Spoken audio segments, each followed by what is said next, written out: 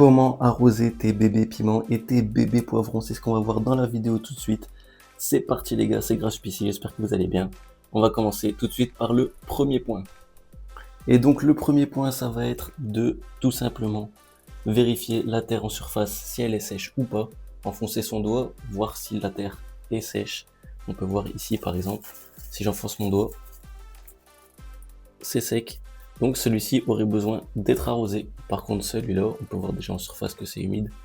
Donc celui-là vient d'être arrosé. Pareil pour les autres. Donc c'est déjà le premier point. Le deuxième point, ça va être tout simplement de peser ses pots. Donc quand un pot est lourd, c'est qu'il y a encore de l'eau dedans. Donc il ne doit pas être arrosé. Avant de voir le troisième point, tout ce qu'on va voir, c'est que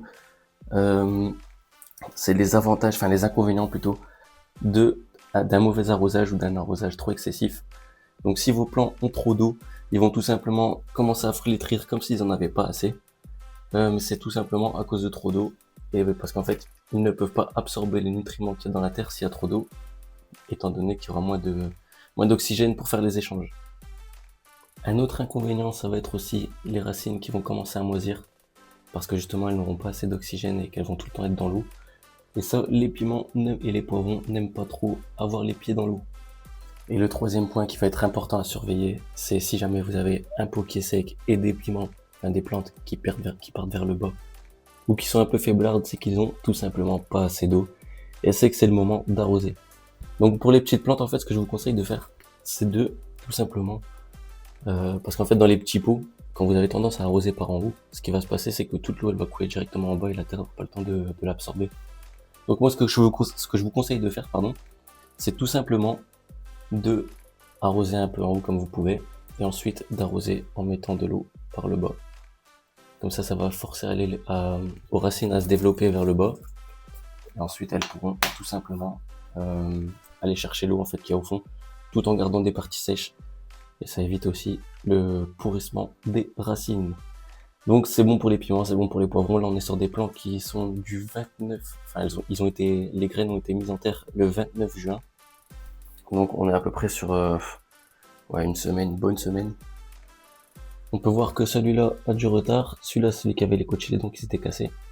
Mais dans l'ensemble tout va bien, celui-là il est un peu déformé.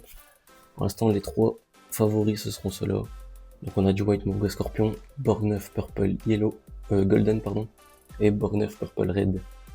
Donc là on peut voir que ils ont eu assez d'eau. Ici vous voyez qu'il y a une partie sèche et une partie mouillée, c'est parce qu'en renversant de l'eau, j'en ai mis un peu dedans. Mais dans tous les cas, c'est tout le temps absorbé arrosé par le bas.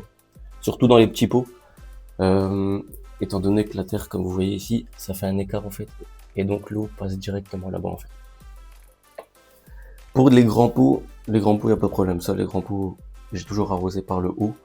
Un autre avantage aussi d'arroser par le bas, c'est que ça va éviter d'enlever tous vos nutriments si jamais vous en avez rajouté, par exemple les engrais liquides.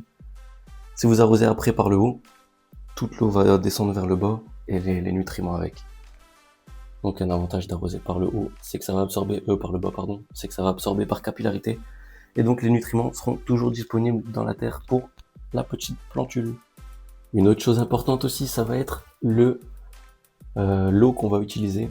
Donc je vous conseille, vous pouvez prendre de l'eau du robinet, mais laissez-la au moins reposer 24 heures, histoire d'enlever le chlore. Et histoire de laisser tout le chlore s'évaporer. Et si vous avez de l'eau de pluie, c'est encore mieux. Moi perso, j'ai pas de pluie, donc j'utilise l'eau du robinet reposée. Pendant au moins 24 heures, voire 48 heures, ça dépend, des fois elle est même reposée pendant une semaine. C'est mieux. N'arrosez pas directement avec l'eau qui sort du robinet. Donc c'était Grashpc les gars, moi je vous dis à la prochaine pour une nouvelle vidéo. N'hésite pas à me dire en commentaire quelle est ta fréquence d'arrosage, si tu arroses toutes les semaines, tous les jours, tous les 2 jours, après ça va dépendre des plants et de leur environnement aussi surtout. Mais bon, je suis curieux de savoir à peu près tous les combien de temps vous devez arroser. Allez les gars, je vous dis à la prochaine pour une nouvelle vidéo. Ciao.